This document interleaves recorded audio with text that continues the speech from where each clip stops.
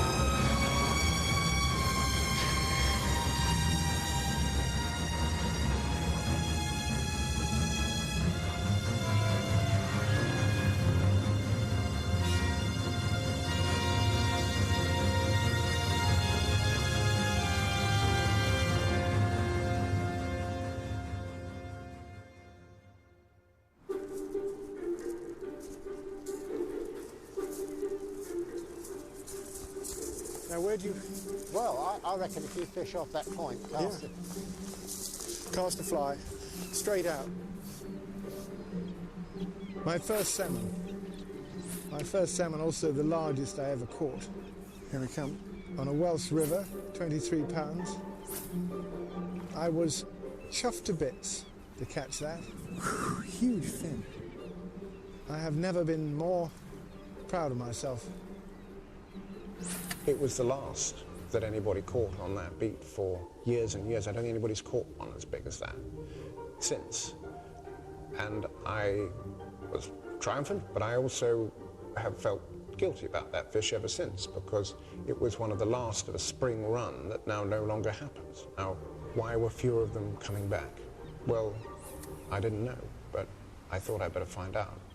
And that's really what set me off on this journey, to find out what was happening to fish in the sea.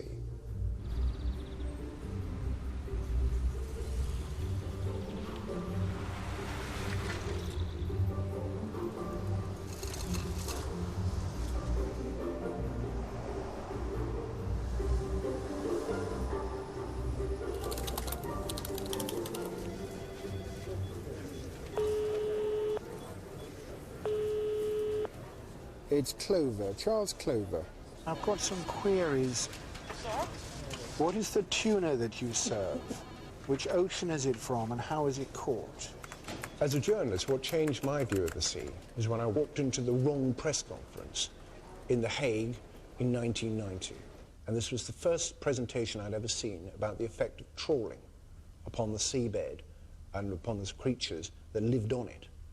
And what they said was that trawling with a beam trawler was like ploughing a field 7 times a year.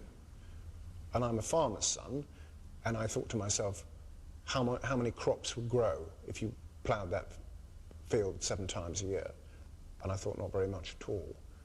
And that changed my whole view of what was going on in the sea. Our view of the sea has always been that it is huge, beautiful, and inexhaustible.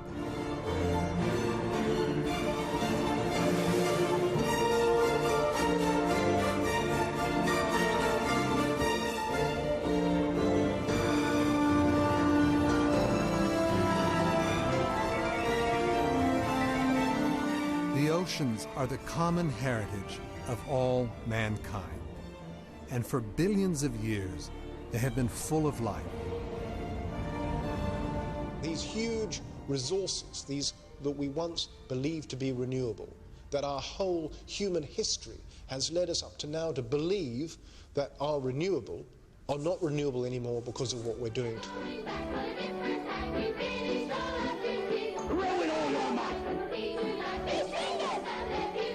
What a hardy bunch, and what a crunch. It's truly fact, not fable. Cod fillet so fine, golden crisp every time. Comes from the captain's table.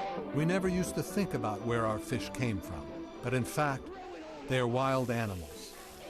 And we found that out to our cost for the first time in Newfoundland. For centuries, the waters in northern Canada teemed with unbelievable amounts of codfish.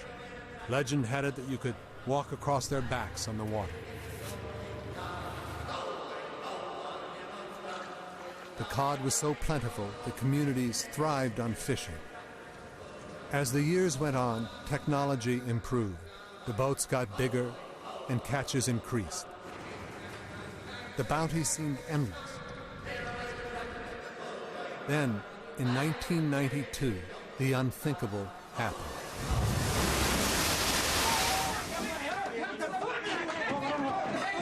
In St. John's tonight, angry fishermen vented their rage. They charged the room where John Crosby was holding a news conference, but security would not let them in. What had once been the most abundant cod population in the world had been fished out of existence. I've decided that effective at midnight tonight, there will be a moratorium on harvesting of northern cod until the spring of 1994. Either we cooperate in addressing it, or there's going to be no fish for anybody. No fish for the Europeans, no fish for the Canadians, and an ecological catastrophe on our hands. Wait or wait out, Joe. Wait or wait out, Joe. And not only me, every fisherman in this island, we're going fishing. Overnight, 40,000 people lost their jobs. The cod is gone, and I think within the context of cod, particularly in the Canadian perspective, is that this is a species that has been fished for centuries and centuries. Cod was the reason that people migrated from the UK, from Europe, northern France in particular, to Canada. It was because of cod. The fishing ban brought the people to the streets. They hoped that one day the cod would return. The significance didn't drop, didn't dawn on anybody till much later.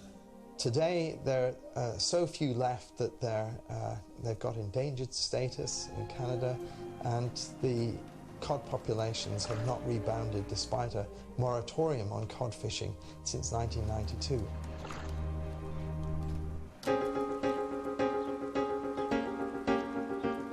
After the collapse of the cod, a new breed of fishery scientists started to investigate what had been happening to all the fish in every ocean of the world.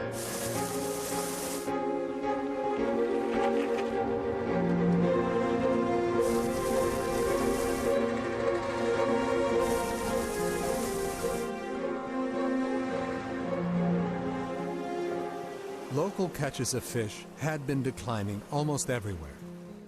But what puzzled the scientists in 2001 was that the total world catch kept going up and up. It didn't make sense. The concerns that people had expressed that local stocks were going down everywhere, but that global statistics were showing an increase, that this was a discrepancy.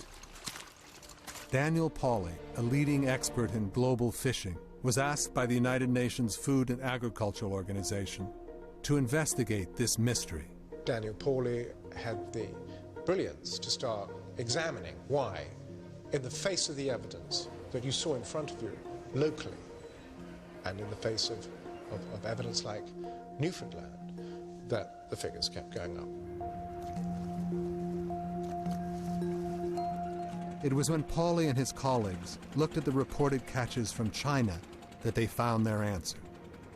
For every part of the world, the reporting was right, except for Chinese waters.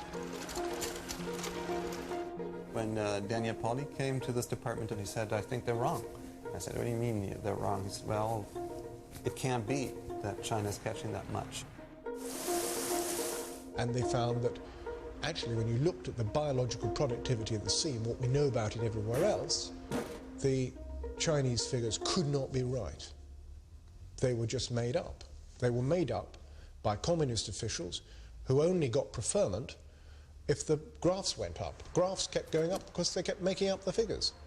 And it was a huge seismic moment. We concluded that they were so biased upward, so much, that if you corrected for this effect, the world catch would not be increasing, but decreasing.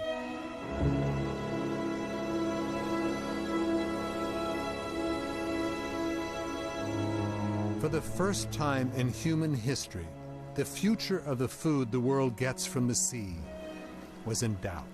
Sent a shiver down my spine, because that was the one thing that a lot of people were holding on to. Well, things may be bad, but at least we're catching lots and we're catching more every year, so it can't be that bad. From about 1988, we now realize it was on the way down.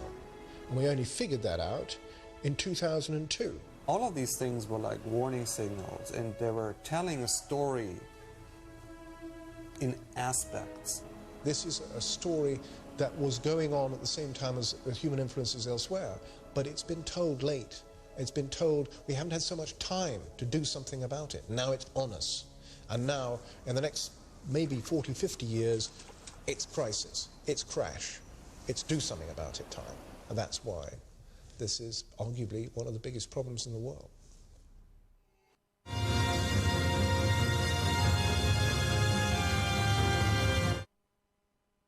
We've all been there at Saturday morning and you're face-to-face with the list, the honey-do list, all the really tough jobs. But with CLR, it's easy to cut the list down to size. Start in the bathroom with that gunked-up shower head. Give it a quick dip in some CLR and see how strong it can really run. CLR is great for the washer and dishwasher, too. Just pour in a cup and run a quick cycle to keep them both running clean and trouble-free. Same thing with a coffee maker for its best-tasting brew. Use CLR to clean your tools and make them shine. And CLR is safe for the environment. Outside, dingy, dirty siding and tough rust stains on concrete are no match for CLR's brute cleaning power. And nothing is faster for dissolving built-up calcium and lime deposits. If it's on your list, CLR has what you need to make fast work of any cleaning job around your house. At Canadian Tire, Home Hardware, Superstores, Loblaws, Rona, Zellers, Safeway, Shoppers, Co-op, Pro-Ace, True Value, V&S, London Drugs, Home Depot. 1 in 4 women are at risk for osteoporosis. And it's not always easy to get the calcium we need from our diet to help prevent it. Fortunately, there's Caltrate Plus. As we get older, our bones begin to lose calcium faster than they can replace it. Caltrate Plus provides calcium, plus vitamin D and other minerals to help maintain strong bones and prevent osteoporosis. It's never too early or too late for Caltrate. Proof is a rapidly growing company that specializes in used vehicle history reporting, and this year we wanted to reach our target audience through television advertising. We were looking for a high-end television commercial production without the budget-breaking price tag. Creative BoobTube was very easy to work with, extremely responsive and creative, and they truly focused on our wishes. Creative BoobTube really understood what we wanted to accomplish, and the production quality of the finished product exceeded all of our expectations. To broadcast your brand, contact Creative BoobTube today.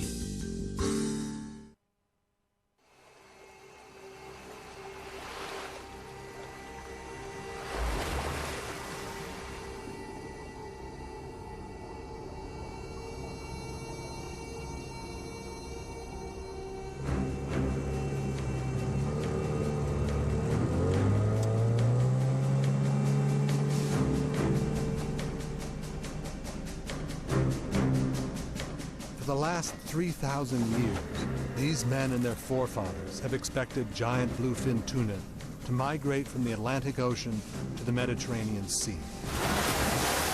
In every spring, the fishermen set their trap, an ancient method of fishing known as the almadraba.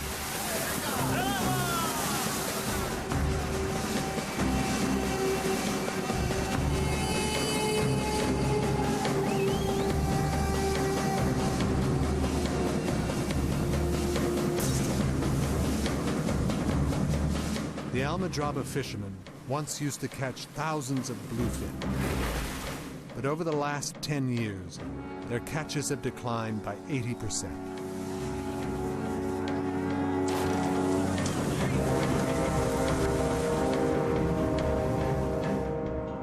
Y hay atunes, pues, alegría. Todo el mundo grita, ¡viva la Virgen del Carmen! ¡Juegan, caballo! Euforia, ¿no?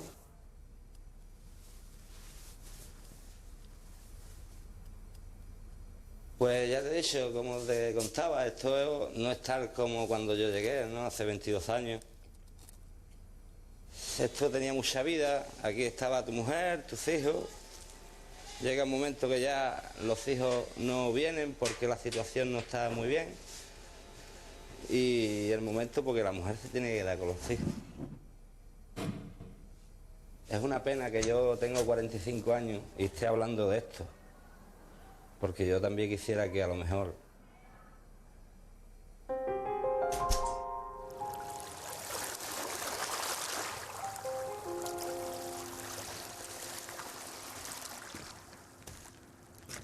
On the other side of the world, in Canada, scientist Boris Worm had been trying to work out how many tuna and other large fish were left in the sea. Somebody said counting fish is just as easy as counting trees, just that they're invisible and they move. So it's an almost impossible thing to do, especially when you want to assess how the global ocean has changed, the whole thing. We asked that very simple question: where are we now relative to a baseline that we set around 1950, because large-scale industrialized fishing started around 1950. So here in 1952, when this series starts, we see that around Japan there's already blue colors dominating, meaning that the catch rates were low, around 1 fish per 100 hooks. In areas that were newly exploited, we see catch rates about 10 times higher, 10 or more fish per 100 hooks. Worm used Japanese fishing fleet data that had recorded how many fish were caught on every 100 hooks they set. This is the first time industrial longline fisheries went out into the open ocean and just worked through the whole ecosystem.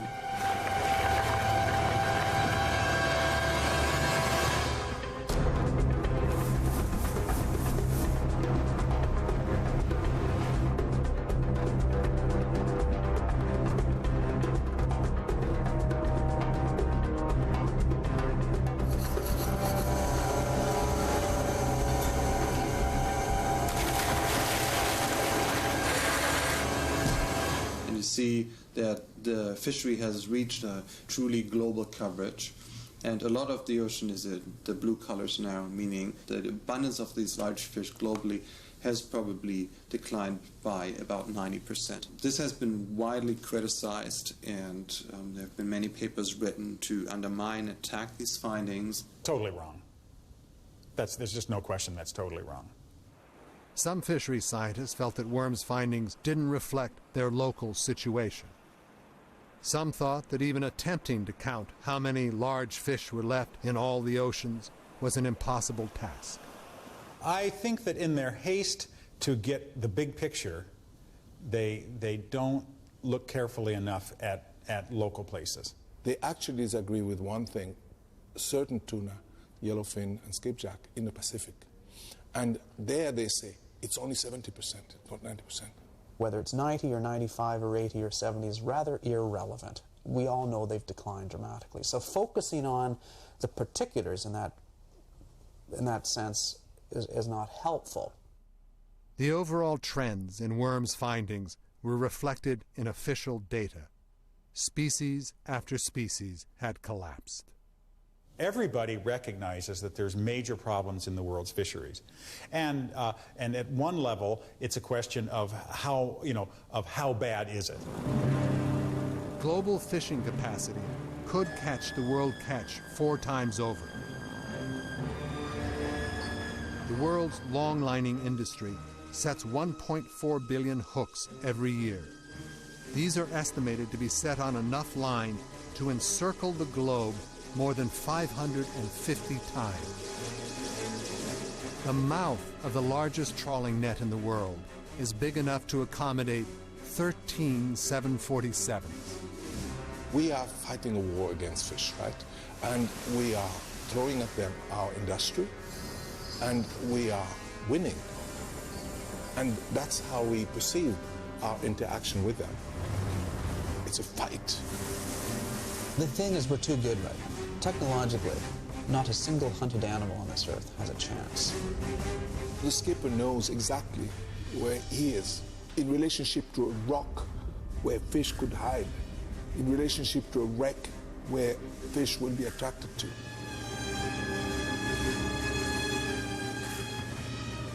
It doesn't take very long for us to have very serious consequences in what we're doing. We're not willing, we keep pressing the button. We're not willing to hold back.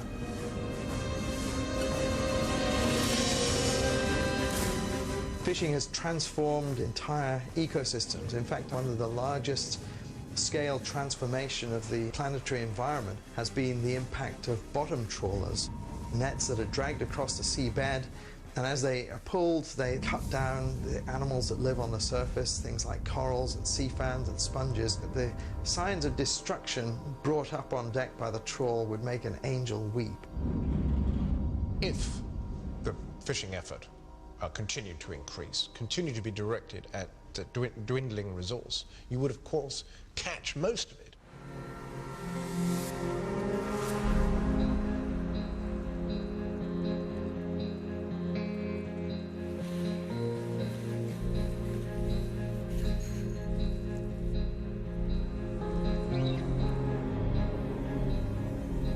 The bluefin is one of the most iconic fish in the sea. Pound for pound, its delicious flesh is the most expensive and sought after on the planet. Bluefin is the front line. Bluefin is the most immediate crisis that we know about. For many years, scientists have been predicting that the king of the tuna would be hunted to extinction. But now, it is actually happening.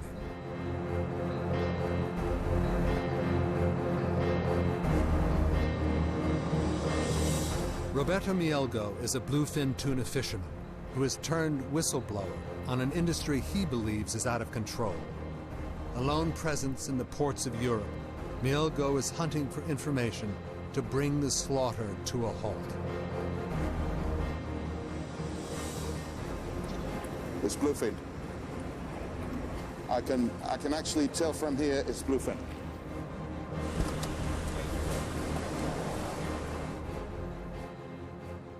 I started in this business as a tuna farm diver. That was many years ago. Those days were the good old days, where the stock was healthy, I would say. But then bluefin tuna became big business. I mean, really big business. In 2002, I was in Tunisia, I think it was. And that's when I first sensed that something terribly wrong was happening. That is a bluefin unloading. Let's say there's only 2 containers, and they jam-pack those 2 reefer containers, 40-feet reefer containers, with 28 tons each. That is 56 tons of fish. What's at stake here is an infamous minority of people making millions and millions and millions by decimating a species. Is that right? Is that moral?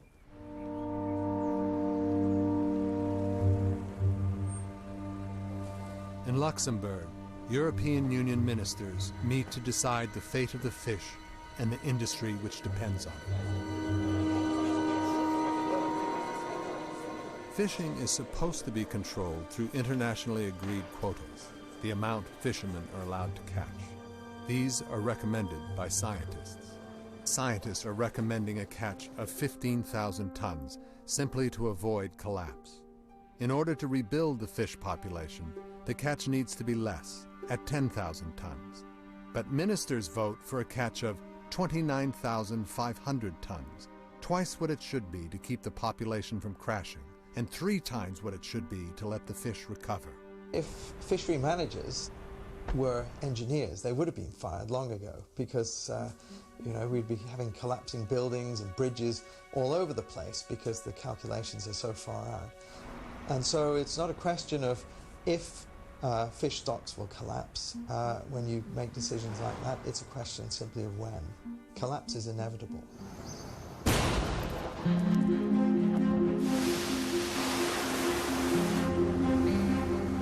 Roberto Mielgo has come to Malta to investigate whether the tuna industry is catching more than the quota allows.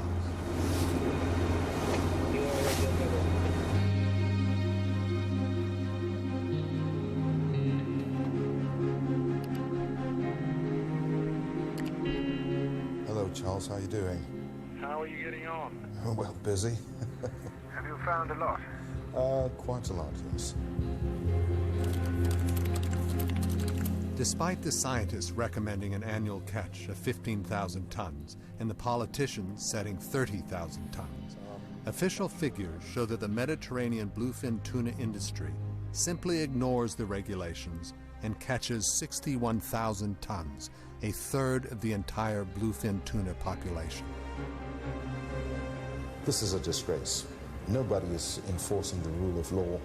This is a disgrace for the European Union. The fate of bluefin shows what international fisheries policy and consumer demand can do to a wild species.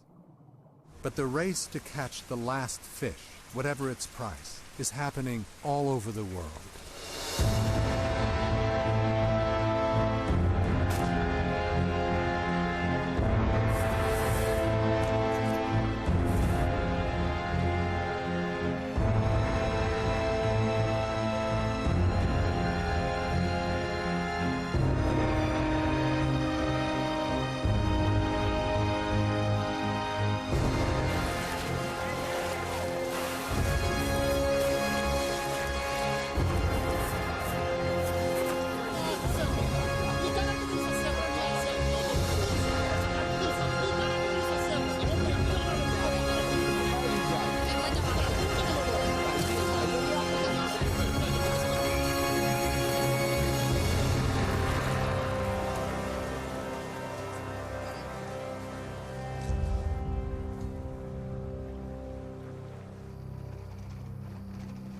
Hundreds of millions of people in the world depend on fish to keep them alive. For 1.2 billion people, it is a key part of their diet. In West Africa, which used to have one of the richest seas on the planet, the stocks of fish have declined massively in the last 50 years.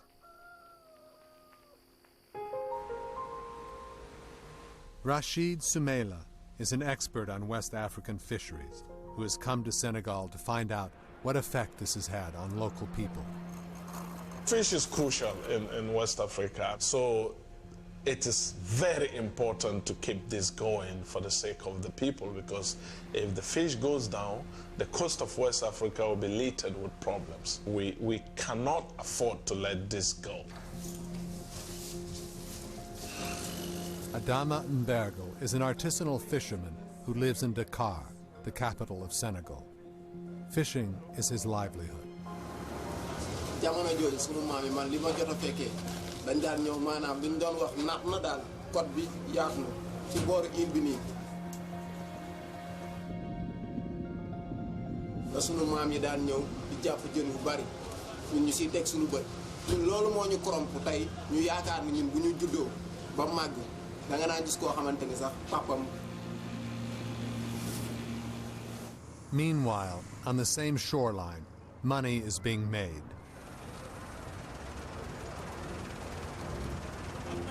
The governments of many developing countries trade fishing rights for quick cash from developed nations. Taxpayers from the Western world pay for the largest fishing boats on the planet, super trawlers, to fish the distant waters. The locals and their pirogues don't stand a chance. That's no good for the fishermen, that's no good for our sea. That's good just for European fishermen and government in Senegal, because we have a lot of money. Haidar has dived the waters off Senegal for the last 35 years and has witnessed huge changes to the health of the local ocean. He is campaigning against foreign boats fishing in his waters. When I see this, I want to fight with this guy. I want to fight with this industrial boat. I want to fight with the government who take just money and don't know what they do. Fishing is one of the most wasteful practices on earth. Every year, more than 7 million tons, a tenth of the world's catch, goes back over the side dead. This includes hundreds of thousands of turtles, seabirds, sharks, whales, and dolphins. See how he do to destroy the ocean. He take just what he want. He take just what he need to sell. Look, all around you. As the fish have been taken by foreign fleets, fishermen like Adama have been left with an impossible decision. Should he leave his family and risk the dangerous journey to Europe?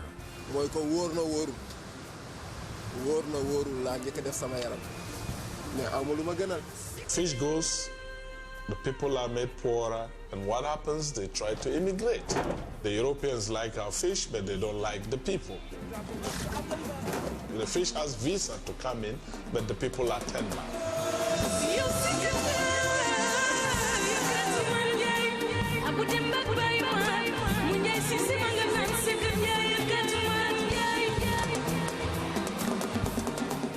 I think that man is not going to change, and the sea going to be dead, because man is crazy. We are crazy. Our world is crazy world.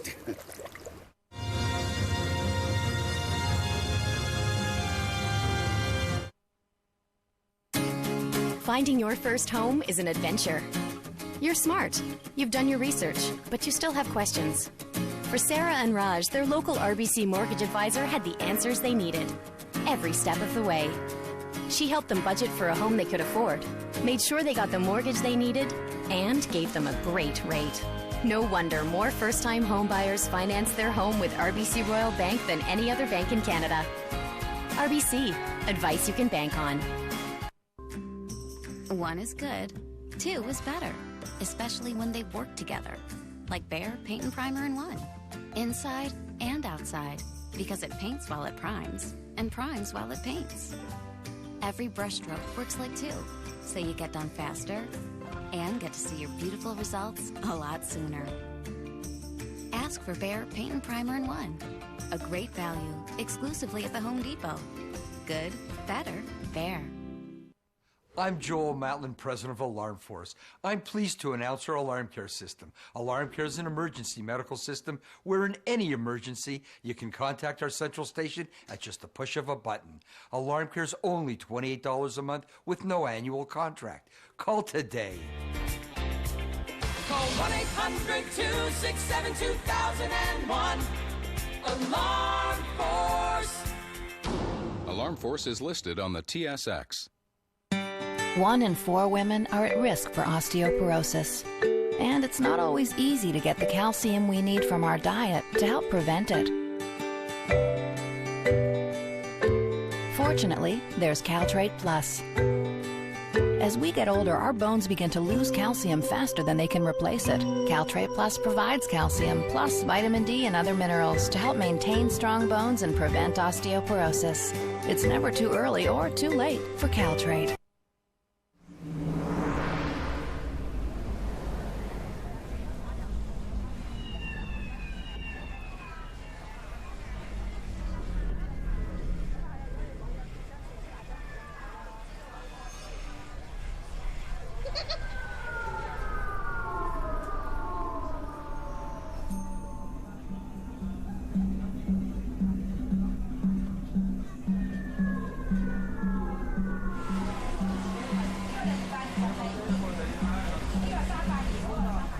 In the restaurants of Asia, diners are buying live fish in greater quantities than ever before.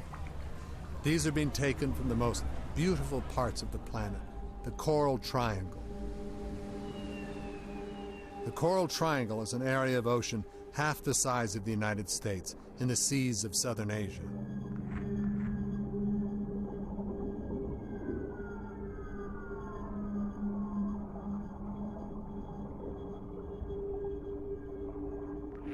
Coral reefs were targeted as a food supply when local waters ran out.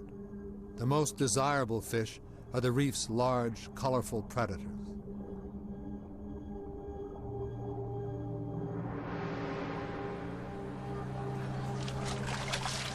Our insatiable appetite for such delicacies threatens to tip the fragile balance of nature into chaos. We don't know what the implications are of losing some of these very, one particular component of the ecosystem. We just know that in other ecosystems there have been problems, and that when we mess around with nature, there's usually problems. On the east coast of America, there is a terrifying clue of what can happen when you disturb the ocean's natural equilibrium. In Chesapeake Bay, there have been increasing reports of a plague of biblical proportions. A little-known inhabitant of the bay, the cow-nosed ray, has exploded in numbers.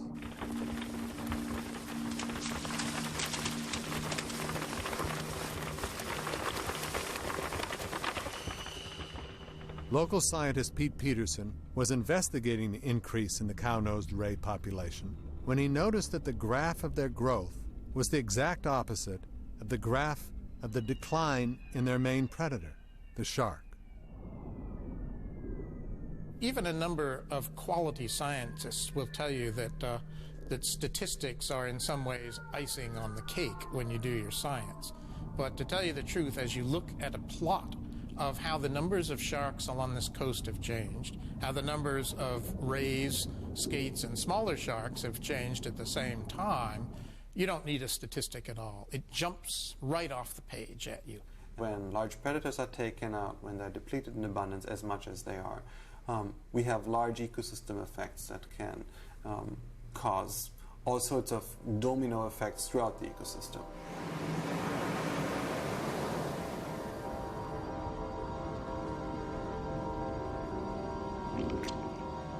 There's evidence of this knock-on effect happening all over the world. In Newfoundland, lobster numbers are exploding. The loss of cod and other bottom-dwelling fishes, what we have seen is an increase in the abundance of other things. So in this part of the Atlantic, there's always been a fair number of lobster, but there's now evidently quite a bit more. So it seems fairly reasonable to conclude that the decline of cod and other predatory fishes basically paved the way for an increase in the abundance of those things that cod used to eat. Fishermen have eagerly fed off the bonanza. There is big money to be made in lobster, but how long will it last? This is the situation that happens everywhere we have removed the fish, the large fish. In many places, what has exploded is the shrimp. Shrimp have exploded. It's good shrimp, good money. But if you fish them, what then? The end point is when the prawns and the scallops too have gone. We really will be down to a highly simplified ecosystem of mud and worms. Jellyfish infestations are increasing. Beaches are becoming no-go zones. Our oceans, once full of large fish, are now filling up with algae, plankton, and worms. We're losing species. What does that mean for us? What does that mean for society? What does it mean for the predictability of the global oceans, which is 70% of the planet? And the answer is, with every species that disappears, some of those services are eroding. There's less food, there's declining water quality, and there's declining stability of the system. According to data collected by the United Nations, the number of fish species whose populations have crashed is growing year by year. Worm and the other scientists have projected that if the current trends continue, the stocks of fish which we now eat will have collapsed by the middle of the century. All the fish and invertebrates that we eat that supply us with seafood, we found that by 2003, about 1/3 of them were in what we call collapse state. Over the last 50 years, there was a very, very clear trend of year after year after year, more of these species were in that collapse category. And it's not rocket science, because if we're depleting one species after another, it's a finite resource. There will be a point in the future where we will run out if we don't change the way we treat this global resource. Whoever makes an extrapolation makes it always assuming that things remain the same. And I would say that assuming that things remain the same, this prediction that we will have no fish in 50 years or so are essentially correct. When the human population comes under real pressure on land, when we begin to have real problems from global warming, when we start running out of enough food to feed ourselves, we have just squandered one of the greatest resources that we've ever had on the planet, wild fish. That's what it means.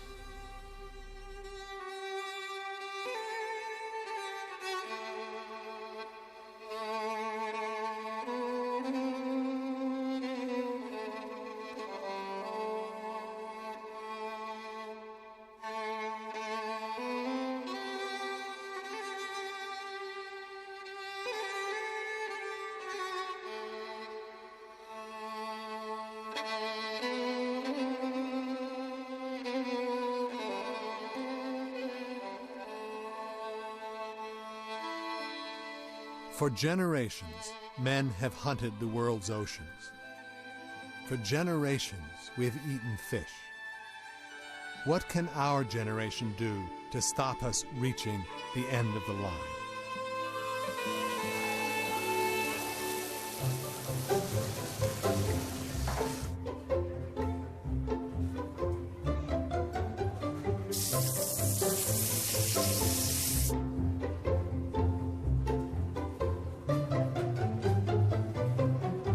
Lots of the time people say, where are all the fish, 90% of the fish gone? Where are they?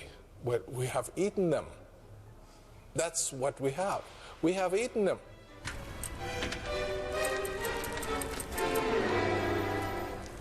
When we look at a piece of fish on our plate, what do we know about that fish? We know it's good for us. We know it's probably got some omega-3 fatty acids, which are good for all our organ functions. But what else do we know about it? What do we know about it? Do we know what species it is? Do we know whether it was caught legally or illegally, or in the waters of some distant country where the inhabitants would actually prefer to have caught it themselves? Hello, Ingrid. It's Charles Clover from the Daily Telegraph. I noticed that marlin was on the menu. This is a kind of an unusual fish to find on the menu. And I wondered which species of marlin this was, because I thought there wasn't an awful lot of marlin left. Both these fish, the bluefin tuna... British journalist Charles Clover has been trying to find out what is sold in some of the most exclusive restaurants of the world. After 5 years of no comment, eventually Nobu agreed to talk. Hello. Hello, Mr. Clover. How are you? Hello, Mr. Notar. How are you? I feel like I know you. We've got a fish that is actively been described as endangered since 1996. And you're serving it in your restaurants. Not only are we going to describe what it is on the menu, I'm going to put an asterisk next to it, and on the bottom of the menu, I'm going to say, you know, it is an endangered, environmentally endangered species, just so people know. That's the first immediate step that we can do. Then we also... It's a sort of hard sell, you know, here's some endangered species. Are people going to buy that, do you think? The question people will want to know is why you just don't take it off the menu now.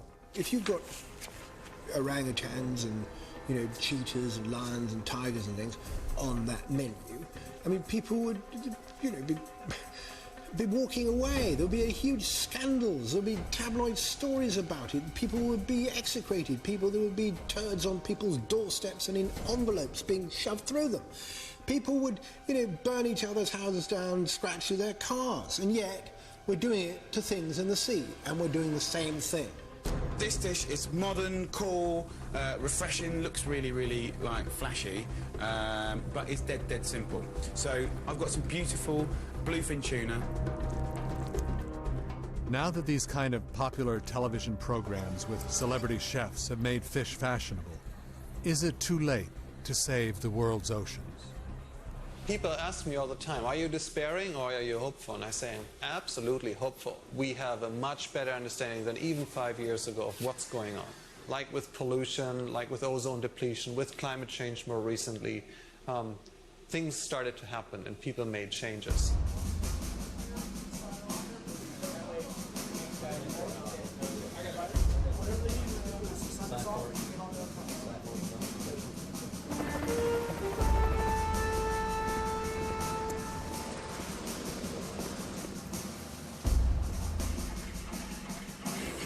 Alaska is on the front line in the battle to conserve fish.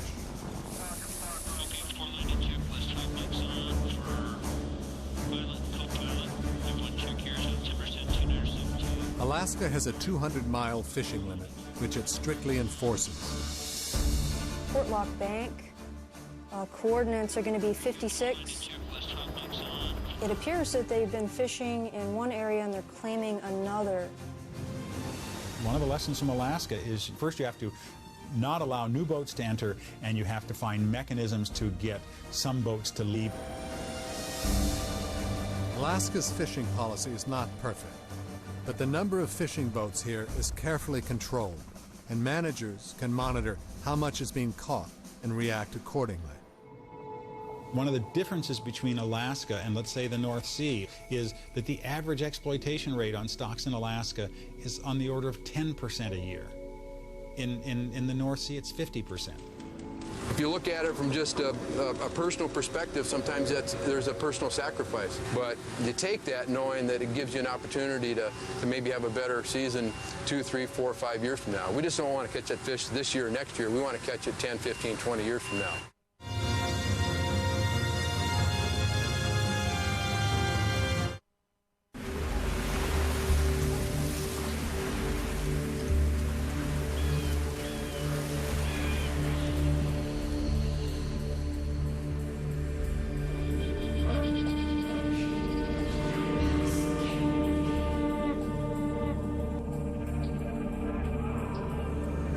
And so they came.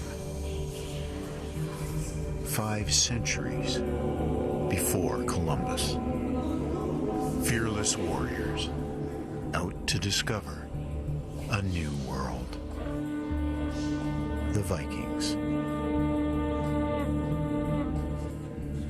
While they left behind their mark, they have long since gone. So far as we can tell. Newfoundland and Labrador. Proof is a rapidly growing company that specializes in used vehicle history reporting, and this year we wanted to reach our target audience through television advertising. We were looking for a high-end television commercial production without the budget-breaking price tag. Creative BoobTube was very easy to work with, extremely responsive and creative, and they truly focused on our wishes. Creative BoobTube really understood what we wanted to accomplish, and the production quality of the finished product exceeded all of our expectations. To broadcast your brand, contact Creative BoobTube today. 1 in 4 women are at risk for osteoporosis. And it's not always easy to get the calcium we need from our diet to help prevent it. Fortunately, there's Caltrate Plus. As we get older, our bones begin to lose calcium faster than they can replace it. Caltrate Plus provides calcium, plus vitamin D and other minerals to help maintain strong bones and prevent osteoporosis. It's never too early or too late for Caltrate.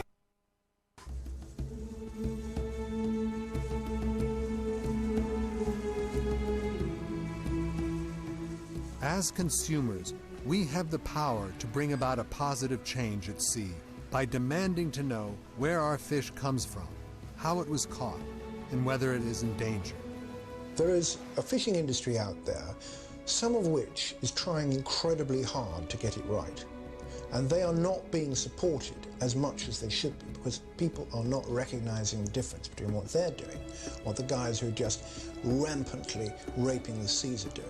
I think we have to support that part of the fishing industry.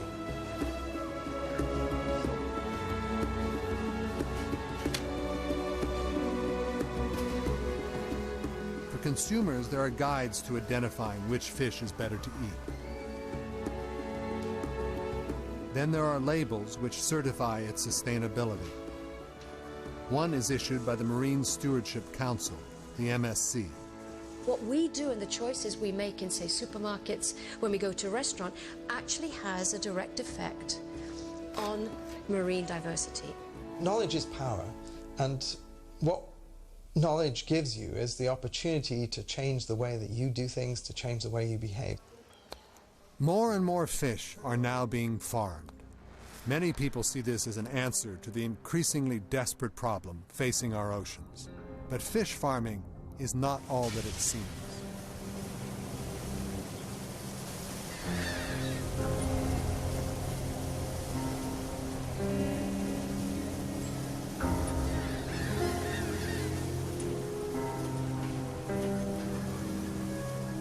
Fish farming uses wild fish to feed farmed fish, but it kills more than it produces. All of these anchovies will be ground up for fish meal to feed fish and other animals around the world. Of the 100 million tons that get fished every year in the planet, 40% go and get ground into fish meal to feed other fish and not to feed people. So that some rich people somewhere in the world can eat salmon and can eat shrimp. The more fish farming we do in the West, the less fish we have. This is one of the paradoxes that people have problems understanding.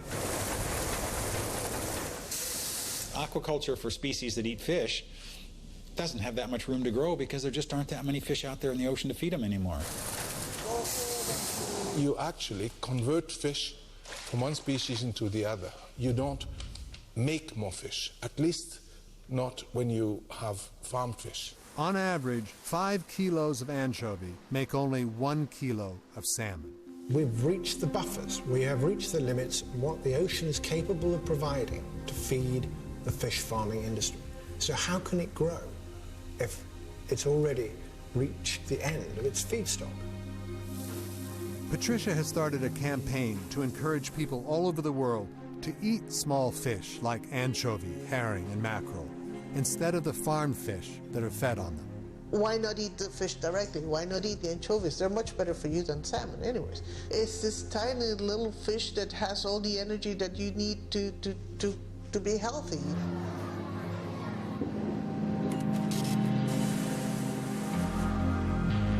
If fish farming is not the answer, despite attempts to make it less wasteful, and sustainable fisheries aren't catching on fast enough, what else can we do to save the world's oceans?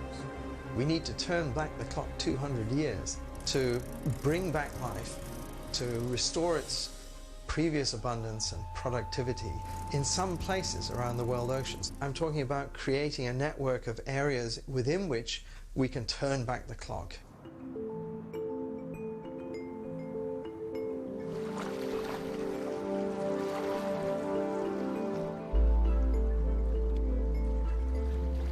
It's a nice country. You know what I mean? It can't be no beautiful than this. Outside to die and go to heaven.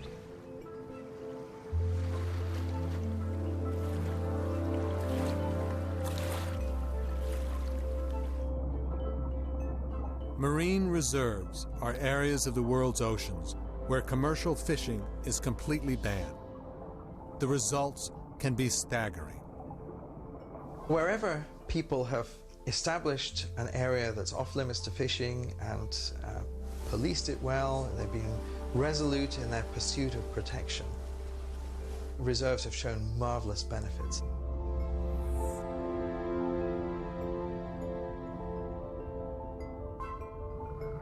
I studied marine reserves in the Caribbean, and we saw an increase of 3, 4, 5 times the amount of fish that were present initially over a period of 7 years of protection after that. We have about 4,000 marine reserves of different sizes in the world. They cover less than 1% of the world ocean. 99.4% of the ocean is fishable.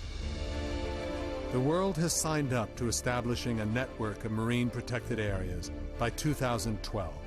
Some nations have promised to protect 20% or more of their seas in the future.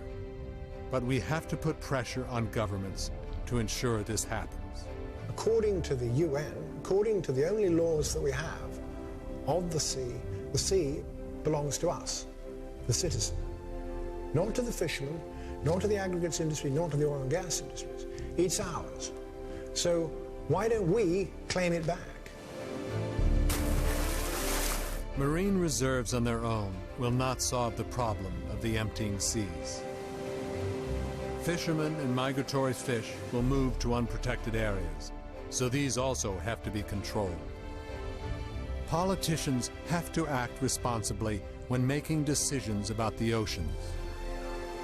Consumers need to change their eating habits. And the global fishing industry has to abide by the rules and reduce its capacity. The problem is getting political will to implement these things, and people will always argue, well, you can't do this because it would affect too many people's livelihoods. Well, in the end, those livelihoods are disappearing year by year with inaction. I want them to manage the sea for recovery. I want it to be full of fish. I want it to be full of cod and skate and haddock and halibut and, you know, shellfish and everything. Does society want to see that recovery take place? Or is it society happy with massive depletions? I don't think my 6-year-old daughter is going to be particularly happy in 10 years' time when she reads about this stuff and learns about it and says, God, all this happened in your lifetimes. In your lifetime, my lifetime. Anyone who's 30, 40, 50, 60 years old, this has happened on our watch, and we have a collective responsibility. The difference between this and other environmental problems is that actually it is relatively simple to solve. We can act now. It's not rocket science. We don't need more knowledge to do so. So let's do what we can where we can. You can do it here. You can do it now. You just do it.